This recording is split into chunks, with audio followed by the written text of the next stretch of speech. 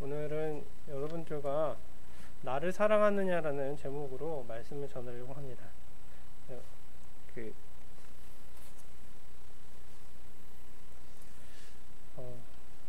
오늘 말씀을 보면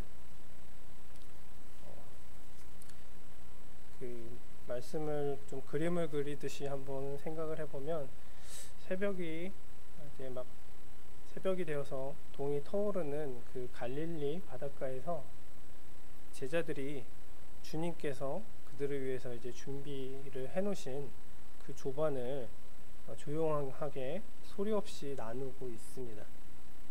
어떤 사람도 말을 꺼내는 사람이었고 그들은 그냥 한결같이 침묵하고 있었습니다. 그래서 그곳에 들리는 것이라곤 바닷가에 부서지는 파도 소리와 그리고 바람 소리 뿐이었습니다. 그 정적 속에서 오늘 이 요한복음 마지막 장의 마지막 단락이 시작되는데요. 만약 우리가 이 자리에 그 최후의 그 극적인 순간에 우리가 그곳에 있었다면 무엇을 어떻게 할 수 있었는지 우리가 한번 그 상황 속에 우리를 대입해서 한번 좀 더 들어가 보도록 하겠습니다. 예수님을 만약에 우리가 예수님이라 한다면 그 상황을 돌이켜 보면 예수님께서 이제 얘기를 하신다고 생각을 해보겠습니다.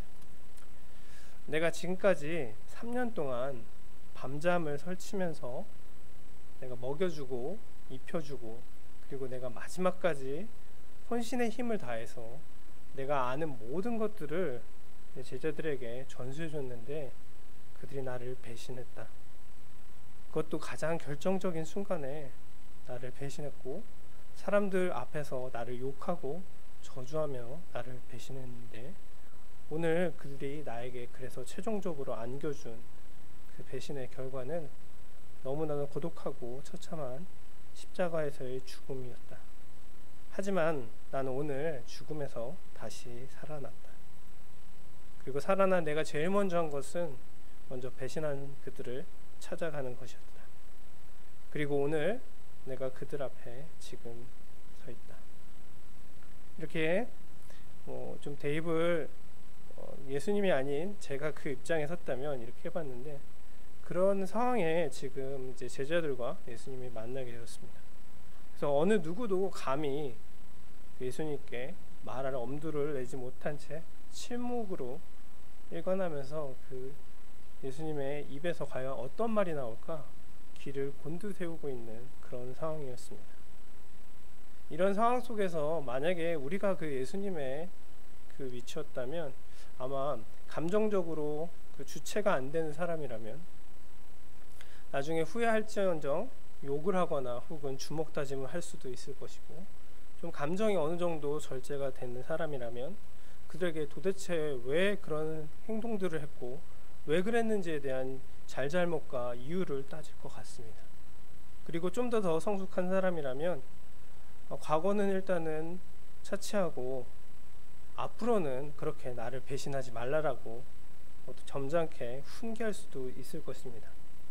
사실 배신자라는 그들을 찾아가지 않았다면 사실 그렇게 할 수 없겠지만 이미 찾아간 이상에는 대부분의 사람들이 이 세 가지 정도 중에 한 가지를 택해서 그들에게 이야기를 했을 것입니다. 그런데 오늘 말씀에서 보면 예수님께서는 우리와는 전혀 다른 방법을 택하신 것을 볼 수 있습니다. 주님께서는 그 배반한 그 제자들에게 어떠한 보복이나 혹은 욕이나 혹은 그 배반한 이유에 대해서 물어보시거나 훈계하시지 않았습니다. 오히려 주님께서는 제자들의 대표격인 베드로에게 단지 이렇게 물어보셨을 뿐입니다. 내가 나를 사랑하느냐? 사람을 예를 들어서 때린다고 해서 사람이 되는 것은 아닌 것 같습니다. 또 잘잘못과 시비를 따진다고 하고 또 훈계를 잘한다라고 해서 그 사람이 다시 한번 실수하지 않거나 배신하지 않는 것도 아닌 것 같습니다.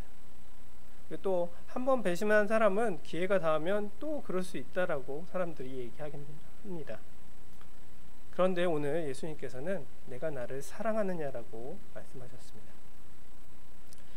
사랑은 그렇습니다. 사랑은 배신하지 않는 것입니다. 그리고 사랑은 등을 돌리지 않습니다. 그래서 사랑에는 오직 따름과 조춤이 있을 뿐입니다.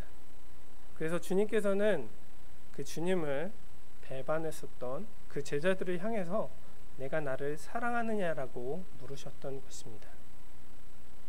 우리가 진정으로 사랑한다는 것의 그 의미에 대해서 우리는 그 사랑의 대상을 최고의 가치로, 최고로 귀하게 여기는 것을 사랑이라고 이야기할 수 있습니다. 우리들이 다들 어렸을 때부터 들었었던 전래동화의 한 가지인 춘향전을 보면, 춘향이는 변학도의 그 여러 가지 회유와 그리고 또한 협박, 그리고 또한 고문 속에서도 끝까지 자신의 정절을 지키려고 합니다. 그 정절의 대상이 이몽룡을 향한 그 사랑이 가장 귀한 것이라고 춘향이가 생각하기 때문에 그렇게 그것을 지킵니다.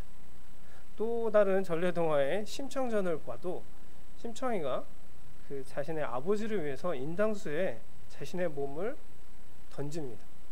그 이유는 바로 자신의 그 꽃다운 그 자신의 목숨보다 그 자신의 아버지의 눈을 뜨게 하는 것이 더 귀하다고 생각하기 때문일 겁니다. 또 이제 3.1절이 돌아오는데 안중근 의사를 저희가 생각해 보면, 안중근 의사가 자신의 목숨을 바쳐서 조국의 독립을 위해서 독립운동을 했었습니다. 그리고 죽게 되었는데, 그 안중근 의사가 그렇게 할 수 있었던 것은 그 당시에 그가 조국의 독립보다 더 귀한 것은 없다라고 생각했기 때문에 그가 그렇게 자신의 목숨을 아낌없이 바칠 수 있었던 것입니다. 오늘 이 말씀에 보면 하나님의 유일한 독생자이신 예수 그리스도가 나옵니다. 그리고 그 예수님께서는 하늘의 보좌에 앉아 계셨습니다. 그런데 오늘 그 하늘의 보좌를 버리시면서까지 이 땅에 내려오셨고, 그리고 인간의 구원자가 되어주셨습니다. 그 이유는 바로 제가 여러 가지 예를 들었겠지만, 이렇게 바로 하늘 보좌에 앉아있는 것보다 바로 인간을 더 사랑하고 더 귀히 여기셨기 때문에 그것들을 아낌없이 내려놓고 바로 이 땅에 내려오셔서 우리를 대신해서 죽으셨던 것입니다. 그렇게 예수님께서는 우리를 정말 귀하게 여기셨습니다. 그래서 이 배신을 한 이 전과자들, 이 바로 이 제자들을 향해서 주님께서는 오늘 본문 15절을 통해서 이렇게 물으십니다. 요한의 아들 시몬아, 내가 이 사람들보다 나를 더 사랑하느냐? 지금 주님 앞에는 사람이라고는 사실 11명의 제자들밖에 없습니다. 따라서 이 사람들이란 것은 베드로를 제외한 10명을 뜻하는 것일 것입니다. 주님께서는 그래서 베드로에게 나를 제외한 나머지 10명보다 너가 나를 더 사랑하느냐라고 물으셨던 것입니다. 그런데 성경의 본문을 살펴보면 그 성경의 본문에 이 사람들이라는 것에 숫자가 좀 서 있는 걸 보실 수 있을 것입니다. 그리고 그 숫자에 대한 그 각주가 그 밑에 쪽에 좀 나와 있는데, 그거는 조금 이따 설명을 하고, 먼저 그 제자의 대표격이었던 베드로에게 이렇게 질문하신 이유는 어찌 보면 가장 주님께 사랑받았었던 제자들 중에 한 명이었고 대표 제자였던 이 베드로가 어떻게 보면 예수님을 가장 크게 배신하고 또한 부인했었던 그 모습을 상기하면서, 그렇기 때문에 이제부터는 역으로 네가 앞장서서 나를 사랑하는데 더 인생을 바쳐야 되지 않겠냐, 이런 의미로 우리가 받아들일 수도 있을 것입니다. 그것 또한 되게 의미 있는 것이지만, 여기에 이 각주에 써 있는 이 의미를 보면 이 사람들이라는 것을 또는 것들보다라고 이렇게 기재되어 있는 것을 볼 수 있습니다. 이 뜻은 바로 어떤 것들보다, 그래서 여기에서는 요한의 아들 시몬아, 내가 이것들보다 나를 더 사랑하느냐, 이렇게 뜻으로도 볼 수 있는데, 이것을 구체적으로 무엇을 의미하는지 한번 살펴보면, 오늘 이 제자들이 있었던 곳은 갈릴리 바다입니다. 그들이 어부로서, 삶의 터전으로서 그 갈릴리 바다에서 일을 했는데, 그 갈릴리 바다, 그 삶의 터전보다 바로 내가 나를 더 사랑하느냐라고 물어보신 겁니다. 그들이 그 이전까지 밤낮을 수고해서 바로 물고기를 잡기 위해서, 생선을 잡기 위해서 열심히 일을 했는데, 바로 그 생선보다, 그 물고기보다, 그리고 그들이 살고 있었던, 정말 그들이 움켜쥐고 놓지 못하는 그 세상보다 나를 더 사랑하냐라고 오늘 예수님께서 물어보신 것입니다.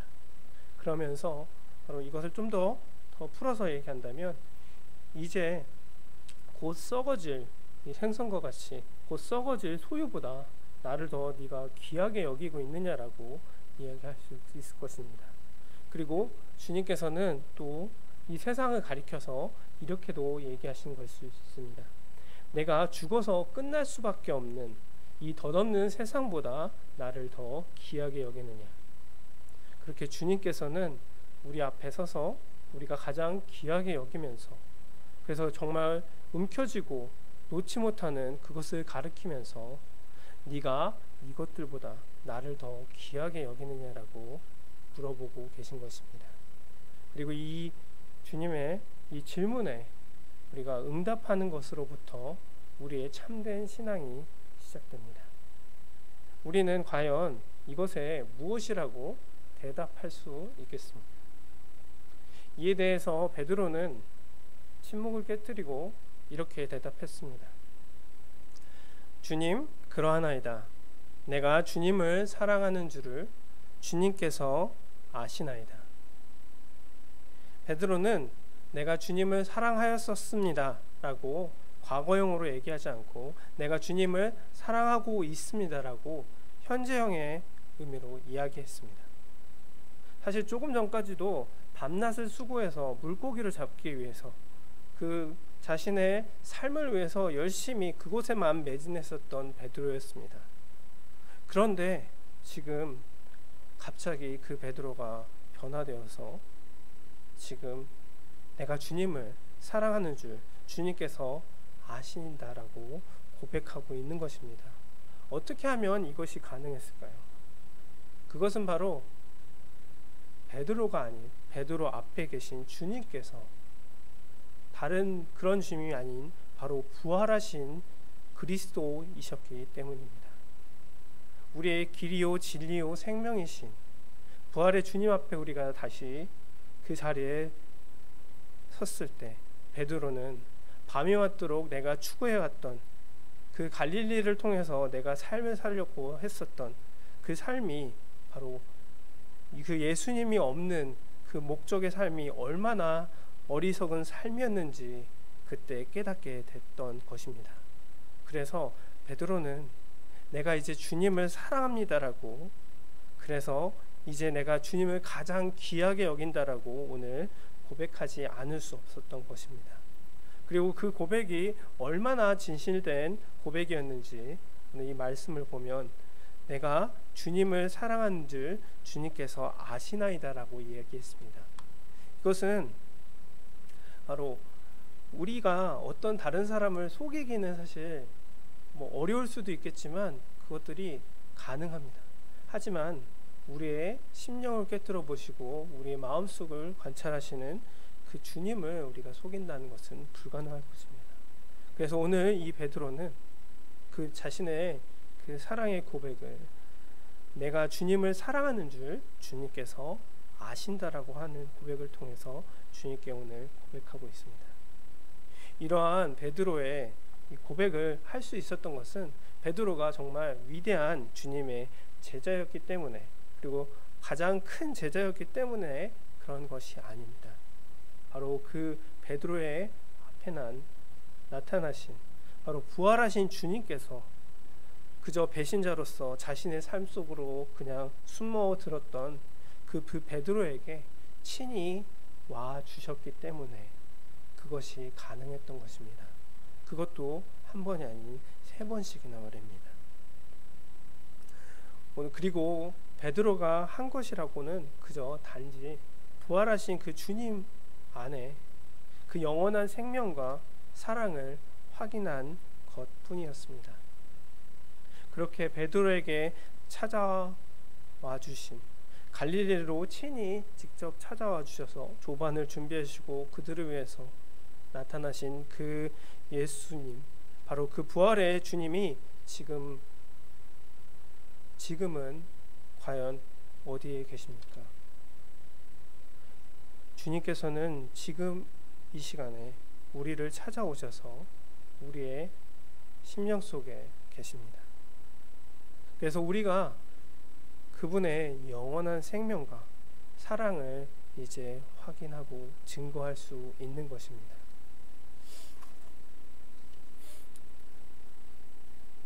그 가장 확실한 증거는 바로 우리가 이 거룩한 이곳에 이 시간에 우리가 거룩한 성도의 자격으로 오늘 주님께 예배드리는 것을 통해서 우리는 그것을 증명할 수 있을 것입니다. 그리고 또한 이것뿐만 아니라 우리가 여기에서 또한 하나 꼬집어야 할 것이 있다면, 주님께서는 베드로에게 내가 나를 사랑하느냐라고 한 번만 물으신 것이 아니었다는 사실입니다. 이것에 대해서 16절 말씀에서는 이렇게 이야기하고 있습니다. 또 두 번째 이르시되 요한의 아들 시몬아 내가 나를 사랑하느냐. 그리고 그것으로 그치신 게 아니라 17절에 또 이렇게 시작됩니다. 세 번째 이르시되 요한의 아들 시몬아 내가 나를 사랑하느냐. 왜 주님께서는 우리에게 이렇게 똑같은 질문을 3번이나 반복하셨을까요? 베드로의 대답이 좀 못 믿어서 그랬던 것일까요? 바로 예수님께서는 베드로를 진심으로 진정으로 사랑하셨기 때문이었습니다. 예수님께서 잡히시던 밤에 베드로는 예수님을 모른다라고 부인했던 사실이 있습니다. 그리고 그게 한 번도 아니고 3번이나 예수님을 부인했습니다. 그가 정말 강압적인 어떤 무력에서 죽을 그 위기에서 그렇게 이야기한 것이 아니라 그래서 대사장의 집에서 만났었던 어떠한 여종의 이야기하는 것을 듣고 지레 겁을 먹고 예수님을 크게 비난하고 그리고 자신이 부인했었던 것입니다. 그리고 그 직후에 베드로는 밖에 뛰쳐나가서 땅을 치면서 자신의 잘못을 통곡하였습니다. 그리고 지금 다시 그 자신이 부인했던 자신의 참 스승이며 참 메시아였던 그 예수님께서 다시 부활하셔서 자신의 면전에 나타나신 것입니다. 3번씩이나 주님을 모른다라고 부인했던 그 베드로는 예수님께서 친히 나타나 주셨지만 그럼에도 불구하고 그렇기 때문에 더욱더 자신의 가슴 속에 지울 수 없는 그 상처가 새겨져 있는 것을 느꼈을 것입니다. 그리고 이 사실을 어느 누구보다도 잘 알고 있었던 그 예수님께서 내가 나를 사랑하느냐라고 3번의 영거푸 되풀이해서 오늘 물으신 것입니다. 그것을 통해서 베드로가 내가 주를 사랑하는 줄 주께서 아시나이다라는 그것을 3번 반복함을 통해서 주님에 대한 그 사랑을 고백할 기회를 주심으로 베드로의 그 가슴 속에 남아있던 그 상처를 치유해 주신 것입니다. 우리는 이 돌이킬 수 없는 그런 한심한 우리 자신의 모습을 볼 때 정말 힘들어합니다. 하지만 그것조차도 주님께서는 아시고 속죄할 기회를 바로 부활하신 주님께서 친히 찾아오셔서 베드로에게 베풀어 주셨던 것입니다. 그리고 여러분들이 잘 아다시피 그 이후에 베드로는 위대한 사도로서 그의 삶을 영위할 수 있었습니다. 바로 이날 아침에 예수님께서 베드로에게 예수님 앞에서 떳떳할 수 있도록 그렇게 그 기회를 베풀어 주신 까닭이었습니다. 이렇게 보면 우리의 모든 것들이 실은 기회로 설명이 될 수 있을 것 같습니다. 우리가 죽을 수밖에 없는 죄인인데 하나님께서 우리에게 삶의 새로운 기회를 주신 것을 우리는 구원이라고 합니다. 그리고 또한 회개는 무엇일까요? 회개는 또 한 번 다시 기회를 달라고 간구하는 것일 것입니다. 그리고 또한 용서란 그 기회를 다시 주는 것일 것이고, 사랑이란 또 무엇일까요? 다시 그 기회를 허락하는 것을 이야기할 것입니다. 또한 구제 역시 삶의 기회를 다시 주는 것. 왜 주님께서 십자가에 못 박혀 죽으셨을까요? 그리고 또한 그 죽으신 이후에 그 죽음을 깨뜨리시고 영원한 부활로 승천하셨을까요? 그것은 바로 우리에게, 인간답지 못한 우리에게 참 사람답게 살 수 있는 다시 그 기회를 주시기 위함이었을 것입니다. 그래서 이러한 관점에서 본다면 그리스도인이 된다는 것은 바로 주님에 의해 쓰임받는 기회의 도구가 되는 것이라고 할 수 있겠습니다. 다시 말해서 한 사람이라도 더 많은 사람에게 우리가 기회를 주는 삶을 사는 것을 이야기하는 것입니다. 예수님께서는 생명이고 사랑이신 예수님께서는 그래서 그 자신의 그 행동과 그리고 자신의 모습을 통해서 베드로에게 그것들을 증명해 주셨고 그의 상처를 치유해 주셨습니다. 그래서 참된 그리스도인인 우리는 그것을 통해서 우리가 정말 그 예수 그리스도를 우리 가슴 속에 모신 자라면 주님께서 그를 배신했던 베드로에게 새로운 기회를 주셨던 것처럼 내 중심에 예수 그리스도를 모신다면 나를 용서해 주신 그분처럼 우리 또한 우리를 배신하고 우리에게 상처 준 사람들에게 우리가 기회를 주는 것이 필요할 것이라는 것입니다. 바로 이것은 내가 하는 것이 아니라 바로 내 안에 계신 바로 배신자였던 그 제자들을 용서해 주셨던 그래서 그들에게 새로운 삶의 기회를 주셨던 그 예수님을 통해서 그분의 생명으로 할 수 있는 것입니다. 사랑하는 성도 여러분, 그래서 지금 우리의 가슴 속에 우리에게 상처를 주는 사람, 그리고 우리의 가슴 속에 못을 받고 있는 사람이 있습니까? 그리고 그래서 여러분들의 마음 속에서 난 이 사람은 도저히 용납이 안 돼서 지워버리려고 생각하고 있는 사람이 있습니까? 그렇다면 오늘 주님께서 바로 그 사람에게 기회를 주라고 명령하고 계십니다. 아니, 더 정확히 말한다면 여러분들을 통해서 그 사람에게 주님께서 친히 기회를 주기 원하시는 것입니다. 오늘 우리에게 하루가 주어졌다는 것은 바로 또 하루의 그 기회가 주어졌다는 것을 의미합니다. 그래서 우리는 사랑의 원리로 살아가신 그 예수 그리스도를 믿는다면 우리는 그 예수 그리스도다운, 예수 그리스도를 믿는 그리스도인다운 그런 삶을 살아야 할 것입니다. 그것은 바로 이 삭막한 세상을 밝히는 그런 따스한 등불과 같이 정말 이 세상의 논리가 아닌 예수님의 사랑으로 자기 자신을 태움으로 배반자였고 배신자였던 그 제자들을 다시 한번 안아주셨던 그 예수님처럼 우리도 이 땅에서 우리의 이웃들과 우리의 가슴속에 못을 박는 그 사람들에게 기회를 주는 삶을 사는 것이어야 될 것입니다. 오늘